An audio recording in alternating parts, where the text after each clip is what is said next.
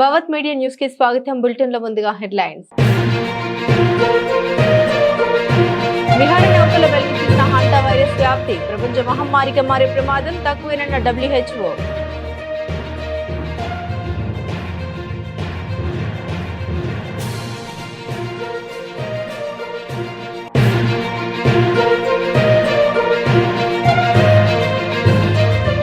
Operation ముగియలేదు. Operation సింధూర్కు ఏడాది సందర్భంగా త్రివిధ దళాల ప్రకటన.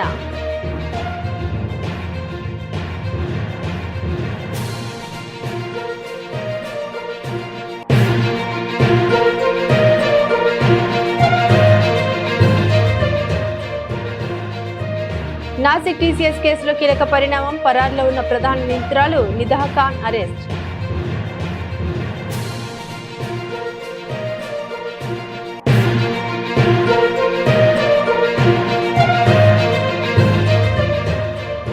బీఆర్ఎస్ కాంగ్రెస్ పార్టీలు రాష్ట్రాన్ని అప్ల ఊబిలోకి నెట్టాయి. గత ప్రస్తుత ప్రభుత్వాలపై కేంద్ర మంత్రి కిషన్ రెడ్డి ధ్వజం.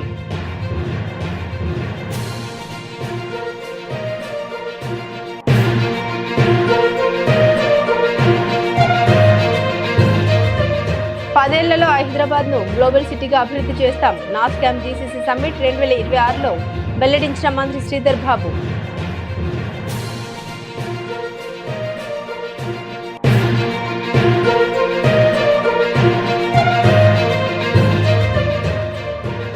ఫైళ్ల క్లియరెన్స్ పై కలెక్టర్ల సదస్సులో సీఎం చంద్రబాబు సమీక్ష. 24 గంటల్లోగా ఈ ఫైల్ క్లియర్ చేయాలని అధికారులకు ఆదేశం.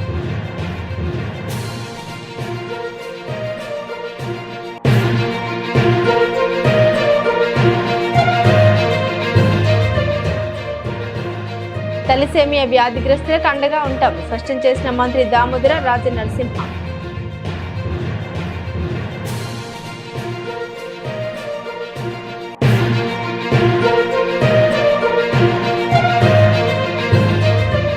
ఇంగ్లీష్ మీడియంపై హైకోర్టు వ్యాఖ్యని ఖండించే దమ్ముందా? కూటమి నాయకులకు ఎమ్మెల్సీ చంద్రశేఖర్ రెడ్డి సూటి ప్రశ్న.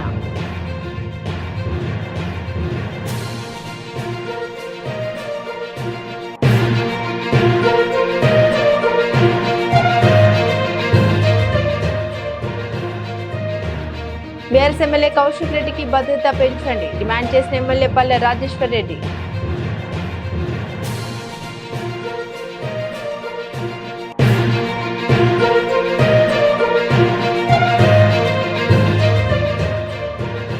రైతులు కష్టాల్లో ఉంటే కలెక్టర్ల కాన్ఫరెన్స్లు ఎందుకు? మాజీ మంత్రి జోగి రమేష్ మండిపాటు.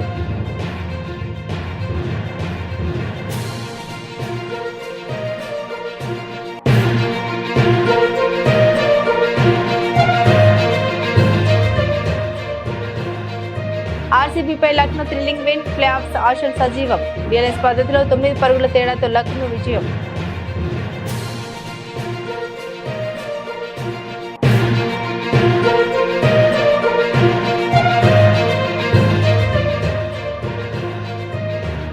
అమెరికా ఇరాన్ మధ్య మళ్లీ పెరిగిన ఉద్రిక్తతలు, భారత స్టాక్ మార్కెట్లపై ప్రతికూల ప్రభావం.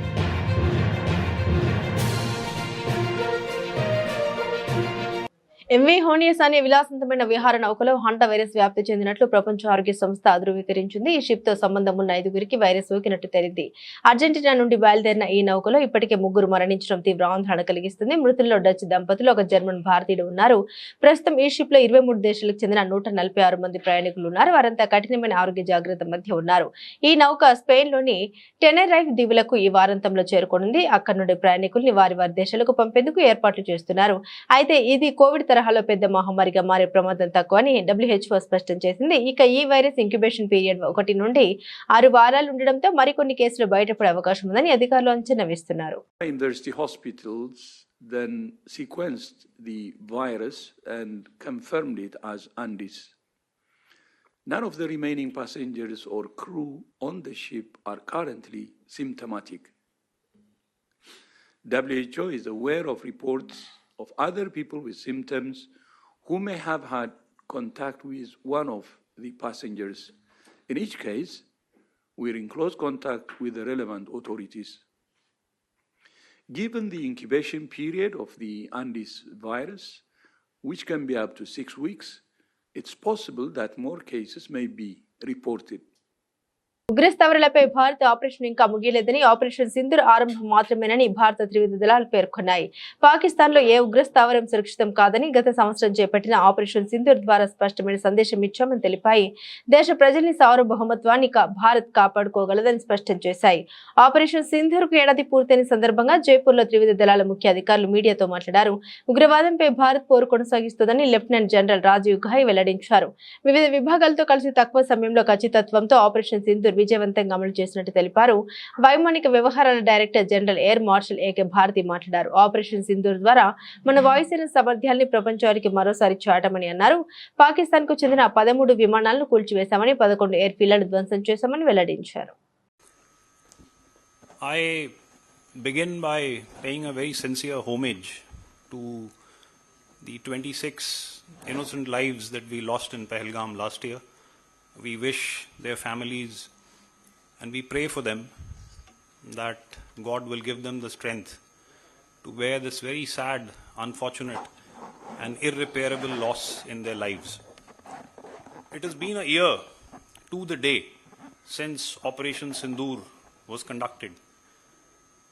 And as the then DGMO, I look back at not only a military operation, but possibly a defining moment in India's strategic journey.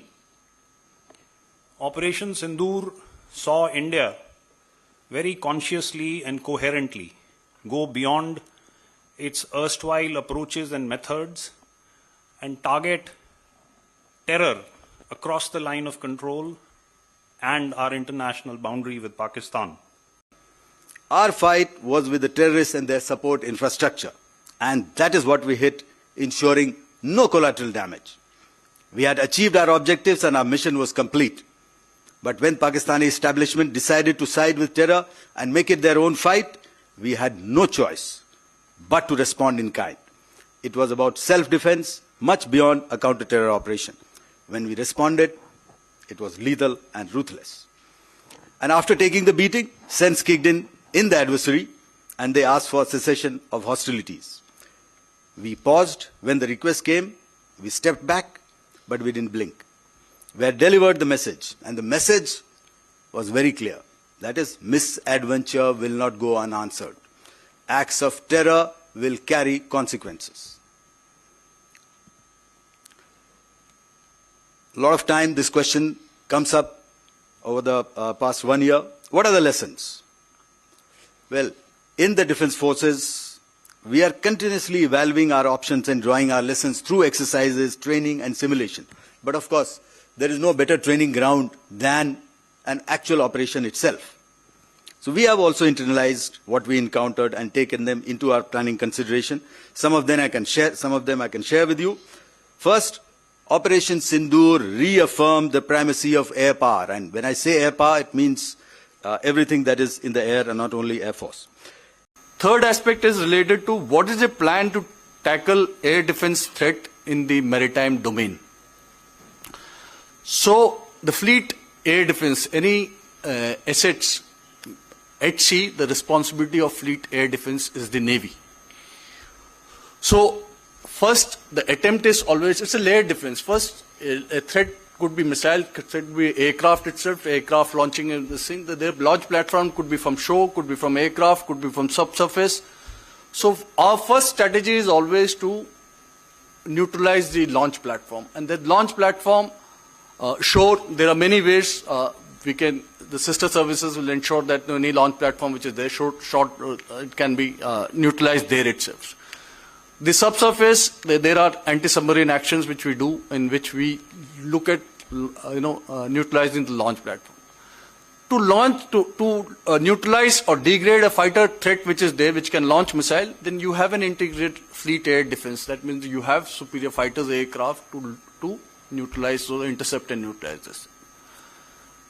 Within the fleet, you have layered air defense systems, which could be surface to air missiles, long range surface to air missiles, then you come to a short range, then దేశవ్యాప్తంగా సంచలనం సృష్టించిన Nashik TCS మత మార్పిడి కేసులో కీలక పరిణామం చోటు చేసుకుంది. ఈ కేసులో ప్రధాన నిందితురాలిగా ఉన్న నిదాహ్ ఖాన్ మహారాష్ట్ర పోలీసులు అరెస్టు చేశారు. బలవంతపు మత మార్పిడి, లైంగిక వేధింపుల ఆరోపణపై పలు కేసులు నమోదు కావడంతో కొంతకాలంగా ఆమె పరారులో ఉన్నారు. పోలీసుల కథనం ప్రకారం గత 4 రోజులుగా ఛత్రపతి సంభాజీనగర్లోని నారేగావ్ ప్రాంతంలోని కైజర్ కాలనీలో ఉన్న ఒక ప్లాట్ లో నిదాహ్ ఖాన్ తన తల్లిదండ్రులు, సోదరుడు, అత్తతో కలిసి తలదాచుకుంటుంది. 2 రోజులుగా ఆ ప్లాట్ పై నిఘా పెట్టిన Nashik SIT Chhatrapati Sambhajinagar police commissionerate, crime branch బృందాలు సంయుక్తంగా ఆపరేషన్ నిర్వహించి ఆమెను అదుపులోకి తీసుకున్నాయి. అనంతరం ఆమెను జ్యుడిషియల్ మెజిస్ట్రేట్ ముందు హాజరుపరిచి ట్రాన్సిట్ రిమాండ్ పొందారు. తదుపరి విచారణ నిమిత్తం నాసిక్ తరలించారు.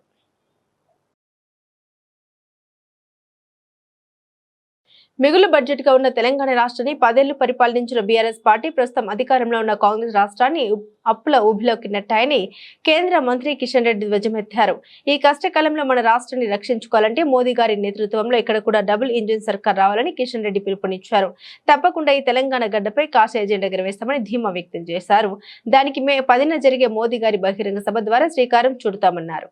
కేసీఆర్ కుటుంబం గాని, బీఆర్ఎస్ పార్టీ గాని, ఇప్పుడు పరిపాలిస్తున్నటువంటి మరి సోనియా గాంధీ కుటుంబం గాని, కాంగ్రెస్ పార్టీ గాని పూర్తిగా తెలంగాణ రాష్ట్రాన్ని భ్రష్టు పట్టించారు. రేవంత్ రెడ్డి రోజుకొకటి ప్రకటిస్తారు, కానీ ఇంతవరకు ఏది కూడా ఒక ఆర్టీసీ ఫ్రీ బస్సు తప్ప అది కూడా ఏది కూడా ఇంతవరకు ముందుకు జరగాల. ఇచ్చినటువంటి 6 గ్యారంటీలు గాని, 420 సబ్ గ్యారంటీలు గాని ఈ రోజు ఎక్కడ కూడా అమలు చేసే పరిస్థితి లేదు. ఈ రోజు మరి ఏ రకంగా లక్షలాది కోట్ల రూపాయలు మరి ఈ రోజు అప్పులు తీసుకొచ్చి తెలంగాణను బంగారు తెలంగాణ చేస్తానటువంటి కేసీఆర్ ఈ రోజు తెలంగాణ అభివృద్ధి చేస్తాను, మార్పు రావాలని చెప్పి కోరుకున్నటువంటి రేవంత్ రెడ్డి ఈ ఇద్దరు కలిసి తెలంగాణను దివాలా దించారు. తెలంగాణ ఏ ఆకాంక్షల కోసమైతే 1200 మంది తెలంగాణ బిడ్డలు బలిదానమై తెలంగాణ తెచ్చుకున్నామో, సకల జనుల సమ్మె చేసి కేంద్ర ప్రభుత్వం మెడలు వంచి తెలంగాణ తెచ్చుకున్నామో, ఆ తెలంగాణ ఈ రోజు పూర్తిగా దివాలా తీసే పరిస్థితి ఏర్పడింది. రేపు తెలంగాణ పిల్లల భవిష్యత్తు, తెలంగాణ ప్రజల భవిష్యత్తు అంధకారంలో ఈ 2 పార్టీలు నెట్టేశారు. కాబట్టి తెలంగాణను రక్షించుకోవాలంటే, ఈ కష్టకాలంలో తెలంగాణ ముందుకెళ్లాలంటే ఇక్కడ డబుల్ ఇంజన్ సర్కార్ రావాలి. మోడీ గారి నాయకత్వంలో డబుల్ ఇంజన్ సర్కార్ రావాలి. తప్పకుండా వచ్చేటువంటి 2.5 సంవత్సరాలు రాష్ట్రంలో భారతీయ జనతా పార్టీ నేతృత్వంలో ప్రజా సమస్యల మీద పోరాటం చేస్తాము. ఖచ్చితంగా ఈ తెలంగాణ గడ్డ మీద కమలం పూ జెండా, కాషాయ జెండా ఎగరేస్తాము. దానికి 10వ తేదీ జరిగేటువంటి కార్యక్రమానికి శ్రీకారం చుట్టబోతున్నామని ఈ సందర్భంగా మనం చేస్తూ సెలవు తీసుకుంటున్నాం. భారీ అంతర్జాతీయ పెట్టుబడిని ఆకర్షించడం, భవిష్యత్తుకు సిద్ధంగా ఉండే మౌలిక సదుపాయాలను నిర్మించడం ద్వారా రాబోయే దశాబ్దంలో హైదరాబాద్ ను గ్లోబల్ సిటీగా మార్చేందుకు రాష్ట్ర ప్రభుత్వం ఒక ప్రణాళికాబద్ధమైన దార్శనికతను అనుసరిస్తోందని తెలంగాణ ఐటీ పరిశ్రమల శాఖ మంత్రి శ్రీధర్ బాబు తెలిపారు. విధానాలకు అతీతంగా గ్లోబల్ జీసీసీ రేస్ లో గెలుపు కోసం రూపొందించబడింది అనే ఇతివృత్తంతో ముంబైలో జరిగిన నాస్కామ్ జీసీసీ సమ్మిట్ 2026లో ఆయన ప్రసంగిస్తూ 2047 నాటికి దేశ జీడీపీలో రాష్ట్ర వాటాను 10% పెంచాలని లక్ష్యంతో ప్రభుత్వం Telangana rising vision 2047 framework ను స్వీకరించిందని మంత్రి తెలిపారు. దీర్ఘకాలిక ప్రణాళిక, మౌలిక సదుపాయాల విస్తరణ ద్వారా హైదరాబాద్ అటువంటి ఆపదలను నివారిస్తుందని శ్రీధర్ బాబు నొక్కి తెలిపారు. I would be mentioning a part and bit of our Telangana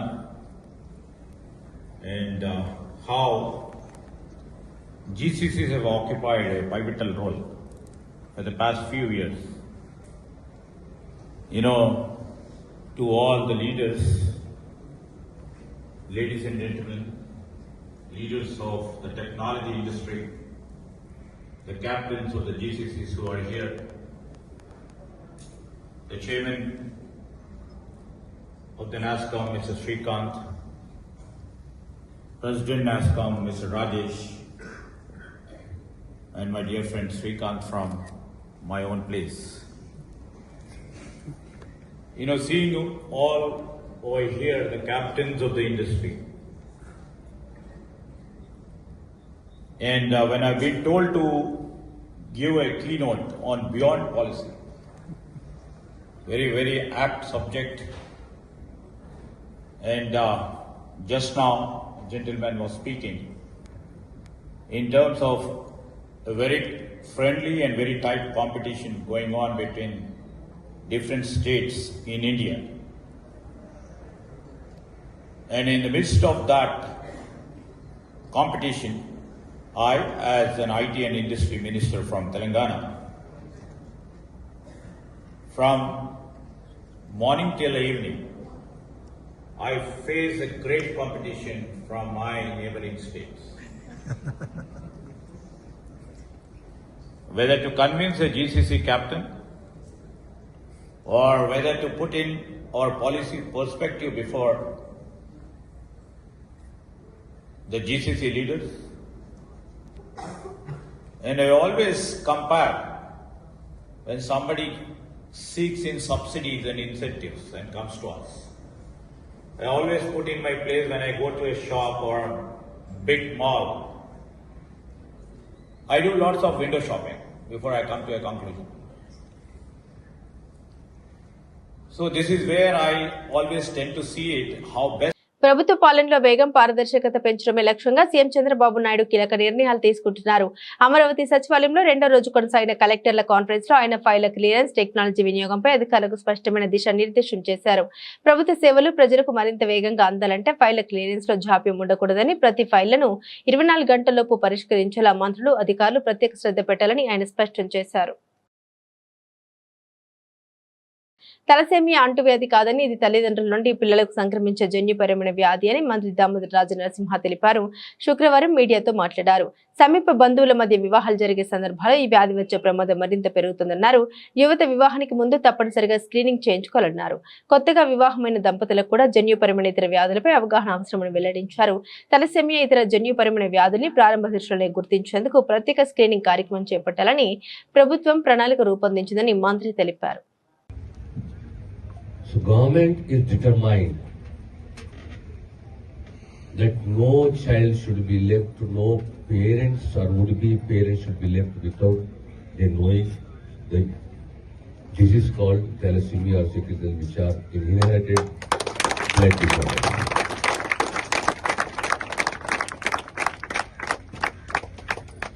And government is making Warangal super speciality hospital a center of excellence for hemoglobinopathies.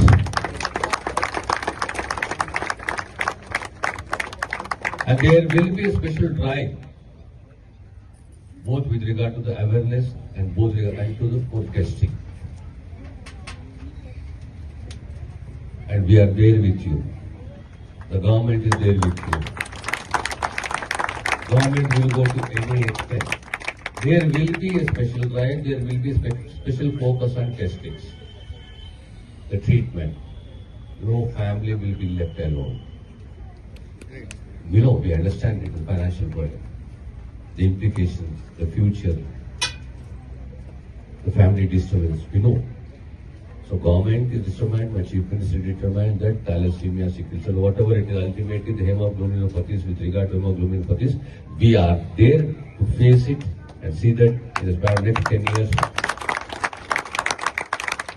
YSRCP హయాంలో ప్రభుత్వ బడుల్లో ఇంగ్లీష్ మీడియం ప్రవేశపెడితే మాతృభాషకు ద్రోహం చేస్తున్నారని విమర్శించిన కూటమి నాయకులు ప్రభుత్వ బడుల్లో ఇంగ్లీష్ మీడియం తప్పక ఉండాలని హైకోర్టు చేసిన వ్యాఖ్యల్ని ఖండించే దమ్ముందా అని వైఎస్ఆర్సీపీ ఎమ్మెల్సీ పర్వతిరెడ్డి చంద్రశేఖర్ రెడ్డి ప్రశ్నించారు. నెల్లూరులోని పార్టీ జిల్లా కార్యాలయంలో ఆయన మీడియాతో మాట్లాడారు. పేదల పిల్లలు భవిష్యత్తులో ఉన్నత స్థానంలో ఉండాలన్న ఆకాంక్షతో ప్రభుత్వ బడుల్లో ఐబీ, సిబిఎస్ఈ ప్రవేశపెడితే అధికారంలోకి వచ్చాక కేసులు వేస్తామని హెచ్చరించారని గుర్తు చేసుకున్నారు. పేద విద్యార్థులకి ఇంగ్లీష్ మీడియం విద్యని అందించాలా అన్న ఆలోచనతో, ఒక మంచి ఆలోచనతో, ఒక విషన్తో ఆ రోజు జగన్మోహన్ రెడ్డి గారు ఒక నిర్ణయం తీసుకొని అమలు చేయడానికి ముందుకెళ్తా ఉంటే, ఇదే చంద్రబాబు నాయుడు గారు కానీ, లోకేష్ గారు కానీ, పవన్ కళ్యాణ్ గారు కానీ, ఇప్పుడున్నటువంటి మంత్రుల్లో తందానా బ్యాచ్ అంతా కూడా ఆ రోజు జగన్మోహన్ రెడ్డి గారిని ఎంత తోలనాడినారో అందరూ కూడా చూసాం.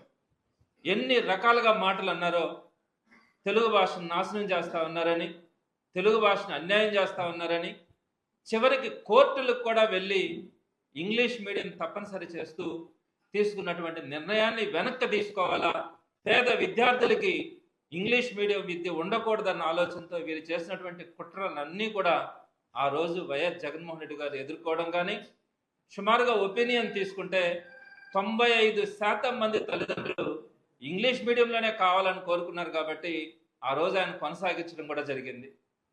అటువంటి పరిస్థితుల్లో ఈ కూటమి ప్రభుత్వంలో ఉన్నటువంటి ఆనాటి ప్రతిపక్ష నాయకులు అందరూ కూడా ఆ ఇంగ్లీష్ మీడియం విద్య పేద విద్యార్థులకు అందకూడదని చేసినటువంటి కుట్రలు మనమంతా కూడా చూసాం. కోర్టులకు కూడా వెళ్ళారు. అయితే మరలా ఇప్పుడు అదే పనిగా అప్పట్లో కూడా వెనకుండి కొంతమంది కోర్టులకు వెళ్ళడం జరిగింది. అయితే ఇప్పుడు కూడా ఇంగ్లీష్ మీడియం విద్య ప్రభుత్వ పాఠశాలల్లో అవసరమా అనే విషయం మీద కోర్టుకు వెళ్ళడం కూడా జరిగింది కొంతమంది. దాని వెనక ఎవరున్నారనేది తీసి పక్కన పెడితే, అయితే నిన్నటి రోజున హైకోర్టు ధర్మాసనం ఇచ్చినటువంటి నిర్ణయం అన్ని పేపర్లలో కూడా ఈరోజు వచ్చింది. వారికి అనుకూలమైన పత్రికల్లోనే ఈరోజు వచ్చినటువంటిది కాపీ కూడా రావాల్సి ఉంది. అదేం తప్పు కాదు. ఇంగ్లీష్ మీడియం గురించి హైకోర్టు ధర్మాసనం చెప్పినటువంటి మాట పిల్లల్ని ప్రధాన స్రవంతిలోకి తెచ్చే ప్రయత్నం ఇది. అంటే ఇంగ్లీష్ మీడియం తీసుకురావడం వల్ల ఆంగ్ల జ్ఞానం లేక కేంద్ర మంత్రి బండి సంజయ్ రెచ్చగొడితేనే ఆయన కార్యకర్తలు కరీంనగర్ లో దాడికి పాల్పడ్డారని బీఆర్ఎస్ ఎమ్మెల్యే పల్లా రాజేశ్వరరెడ్డి సంచలన ఆరోపణ చేశారు. వెంటనే కేంద్ర మంత్రిపై కేసు నమోదు చేయాలని డిమాండ్ చేశారు. అలాగే తమ ఎమ్మెల్యే కౌశిక్ రెడ్డికి సెక్యూరిటీ పెంచాలని విజ్ఞప్తి చేశారు. బండి సంజయ్ గారు కేటీఆర్ గారి మీద ఇష్టం వచ్చినట్టు మాట్లాడిండు. మరి మాట్లాడితే సమాధానం చెప్పడం మా బాధ్యత కాదా? ఆయన మాట్లాడింది ఆ భాషనే మాట్లాడదలుచుకోలే. బండి సంజయ్ ఏదైతే మాట్లాడిండో వాటన్నిటిని ఆయన విత్డ్రా చేసుకుంటే మేము కూడా విత్డ్రా చేసుకుంటాం. బండి సంజయ్ ఇవాళ ఖచ్చితంగా బండి సంజయ్ మాటలతోనే ఆయన రెచ్చగొడితేనే ఆయన యొక్క కార్యకర్తలు వచ్చింది కాబట్టి ముఖ్యంగా ఆయన మీద కేసు నమోదు చేయాలి. సహాయ మంత్రి అయినా ఏదైనా కూడా ఇవాళ ప్రజలకు ఆయన వల్ల ఒరిగేది ఏం లేదు. ప్రజలను రెచ్చగొట్టడం తప్ప, మతం పేరు మీద రెచ్చగొట్టడం తప్ప ప్రజలకు ప్రజల సమస్యల మీద ఒక్క రూపాయి కేంద్రం నుంచి తీసుకురాలే. మంత్రి హోదాలో ఒక్క రూపాయి తీసుకురాలే. కానీ ప్రజల మీద ప్రజలతో ఇలా చెరగాట మారుతున్నాడు. కాబట్టి బండి సంజయ్ మీద కేసు నమోదు చేయాలి. మా కౌశిక్ రెడ్డి గారికి అర్జెంటుగా సెక్యూరిటీ పెంచాలి. మా ఆఫీసుల మీద దాడి చేసిన వాళ్ళందరి మీద కూడా కేసులు పెట్టాలి. మా యొక్క కార్యకర్తలు లేకపోతే సోషల్ మీడియా కార్యకర్తలైన క్రిషాంక్ గాని అనవసరంగా కేసులు పెడుతూ బెయిల్ వచ్చిన తర్వాత కూడా ఇలా బీహార్ రాష్ట్రంలో చేసినట్టు నెంబర్ లేని వెహికల్ మనం తీసుకొని పోవడం అంటే మనం ఎక్కడున్నాం? Private vehicle. రాష్ట్రంలో రైతులు తీవ్ర ఇబ్బందులు ఎదుర్కొంటుంటే కలెక్టర్ల కాన్ఫరెన్స్ల పేరుతో సీఎం చంద్రబాబు కాలక్షేపం చేస్తూ ఉన్నారని వైఎస్ఆర్సీపీ నేత మాజీ మంత్రి జోగి రమేష్ మండిపడ్డారు. 2 ఏళ్ల కూటమి ప్రభుత్వంలో చంద్రబాబు వరుసగా కలెక్టర్ల సమావేశాలు నిర్వహిస్తూ ఊకదంపుడు ఉపన్యాసాలు చేస్తున్నారని, ప్రజలకు ఉపయోగపడే నిర్ణయాలు మాత్రం తీసుకోవడం లేదని ఆక్షేపించారు. రైతులు ధాన్యం కొనుగోలు చేయాలని వేడుకుంటున్నా ప్రభుత్వం స్పందించకపోవడం దారుణమని ఆగ్రహం వ్యక్తం చేశారు. దీనావస్థలో, దిక్కుతోచని పరిస్థితులు రైతన్న పొలం గట్ల మీద కూర్చొని నా ధాన్యం కొనండి, నా ధాన్యాన్ని ప్రభుత్వం తీసుకోమని చెప్పేసి అడుగుతా ఉంటే కనీసం గోనె సంచులు ఇచ్చే పరిస్థితి లేదు.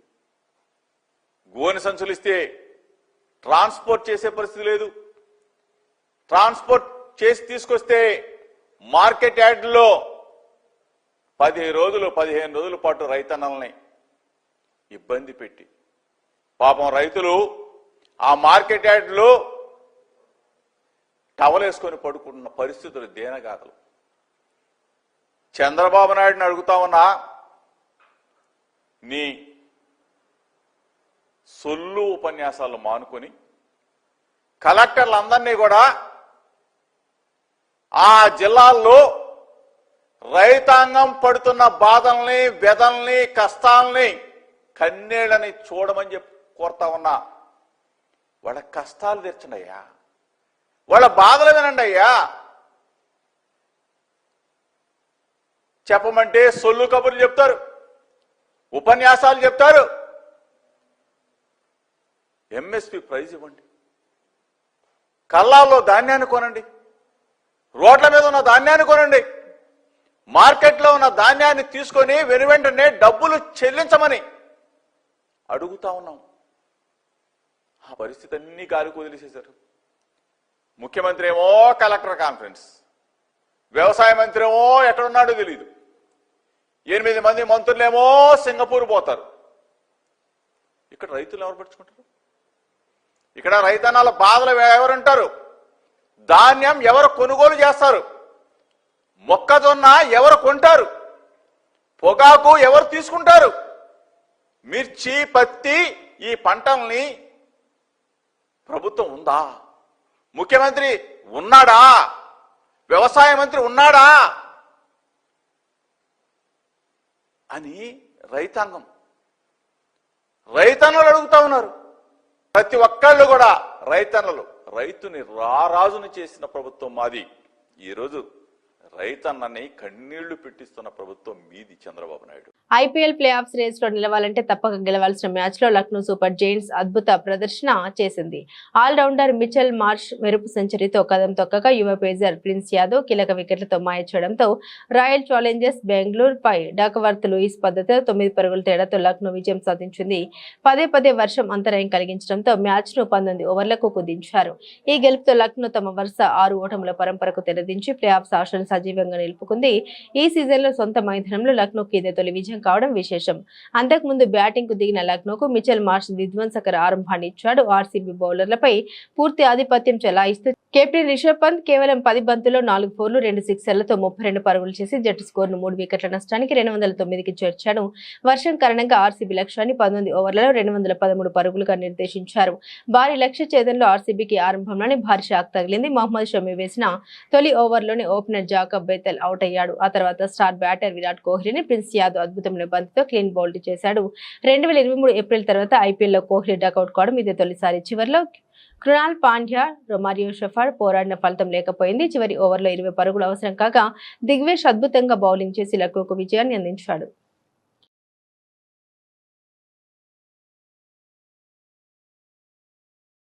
అమెరికా ఇరాన్ మధ్య నెల రోజుల కాల్పుల విరమణ ఒప్పందం దెబ్బతినడంతో పశ్చిమాసియాలో మళ్లీ ఉద్రిక్తత పెరిగాయి. ఈ పరిణామం ప్రపంచవ్యాప్తంగా పెట్టుబడిదారుల సెంటిమెంట్ ను దెబ్బతీయగా భారత స్టాక్ మార్కెట్లు శుక్రవారం భారీ నష్టాలతో ప్రారంభమయ్యాయి. ఉదయం సెషన్లో బెంచ్ మార్క్ సూచీలు 0.7% మేర పతనమయ్యాయి. ట్రేడింగ్ ప్రారంభమైన వెంటనే సెన్సెక్స్ 500 పాయింట్లకు పైగా నష్టపోయి 77,290.272 వద్ద ఇంట్రాడే కనిష్టానికి చేరుకుంది. నిఫ్టీ సైతం 168 పాయింట్లు క్షీణించి 24,158.15 వద్ద ట్రేడ్ అయింది. Banking, auto, oil and gas రంగాల షేర్లలో అమ్మకాల ఒత్తిడి ఎక్కువగా కనిపించింది. HDFC bank, Axis bank, ICICI bank, Mahindra and Mahindra, Tata motors, Maruti Suzuki వంటి కీలక షేర్లు నష్టపోయాయి. అయితే ఐటీ, ఫార్మా, హెల్త్ కేర్ రంగాల షేర్లు మాత్రం లాభాలతో ట్రేడ్ అయ్యాయి.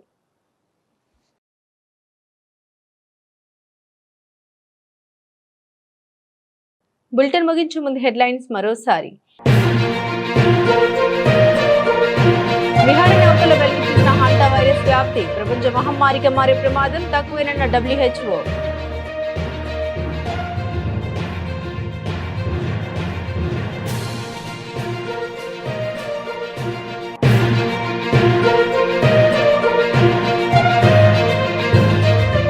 ఆపరేషన్ ముగియలేదు, ఆపరేషన్ సింధూర్కు ఏడాది సందర్భంగా త్రివిధ దళాల ప్రకటన.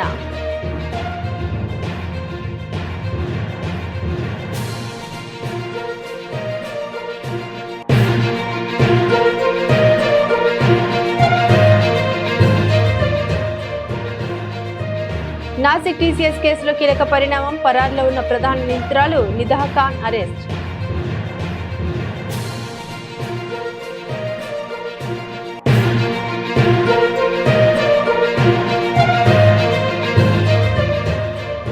బీఆర్ఎస్, కాంగ్రెస్ పార్టీలు రాష్ట్రాన్ని అప్ల ఊబిలోకి నెట్టాయి. గత ప్రస్తుత ప్రభుత్వాలపై కేంద్ర మంత్రి కిషన్ రెడ్డి ధ్వజం.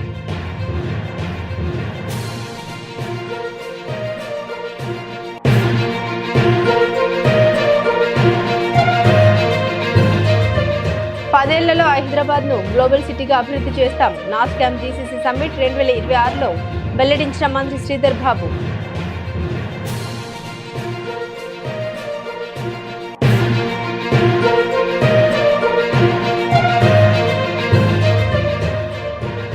ఫైళ్ల క్లియరెన్స్ పై కలెక్టర్ల సదస్సులో సీఎం చంద్రబాబు సమీక్ష. 24 గంటల్లోగా ఈ ఫైల్ క్లియర్ చేయాలని అధికారులకు ఆదేశం.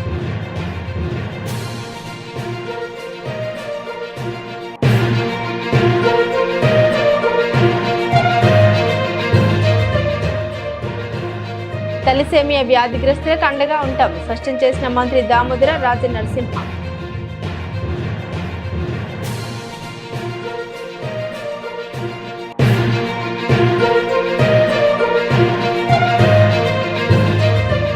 ఇంగ్లీష్ మీడియంపై హైకోర్టు వ్యాఖ్యల్ని ఖండించే దమ్ముందా? కూటమి నాయకులకు ఎమ్మెల్సీ చంద్రశేఖర్ రెడ్డి సూటి ప్రశ్న.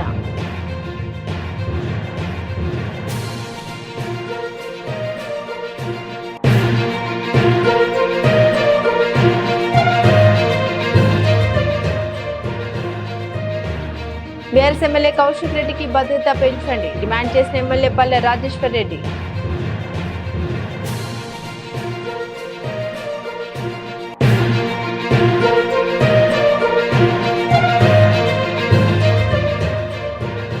రైతులు కష్టాల్లో ఉంటే కలెక్టర్ల కాన్ఫరెన్స్లు ఎందుకు? మాజీ మంత్రి జోగి రమేష్ మండిపాటు.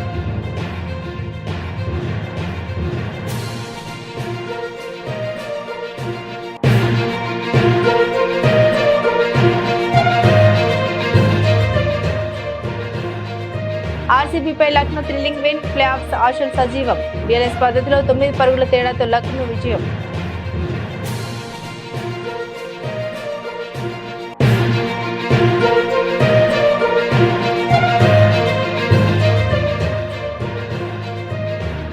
అమెరికా ఇరాన్ మధ్య మళ్లీ పెరిగిన ఉద్రిక్తతలు, భారత స్టాక్ మార్కెట్లపై ప్రతికూల ప్రభావం.